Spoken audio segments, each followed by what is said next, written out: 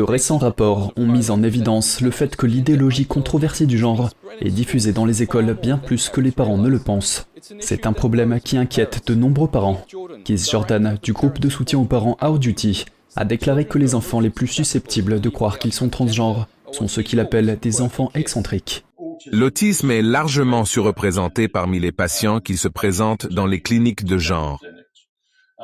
L'homosexualité, les mêmes diversités neurologiques, vous savez, la dyslexie, la dyspraxie, et ce genre de choses. En gros, tout ce qui place un enfant légèrement en dehors de la norme. Il ajoute que certains enfants peuvent être victimes de brimades en raison de leurs différences. Par exemple, un garçon plus doux et non macho peut être accusé d'être une fille par d'autres garçons. Autrefois, on considérait qu'il avait une personnalité unique.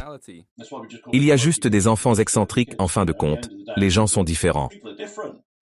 Mais il ajoute que l'influence de l'école et des médias sociaux peut convaincre ce garçon de croire qu'il est en fait une fille. Il a mentionné TikTok en particulier, et aussi ce qu'il appelle des enseignants activistes qui poussent à l'idéologie du genre sans se poser de questions. Contrairement à d'autres tendances, celle-ci peut entraîner des opérations chirurgicales qui changent la vie et ont de graves conséquences. Pour les parents inquiets, Jordan suggère de s'impliquer davantage auprès de leurs enfants. Il faut tenir sa position, être cohérent, avoir des limites fermes, aller dans la nature, avoir un amour inconditionnel, avoir des hobbies et des intérêts, apprendre un instrument de musique, apprendre à conduire une voiture, toutes ces sortes de choses.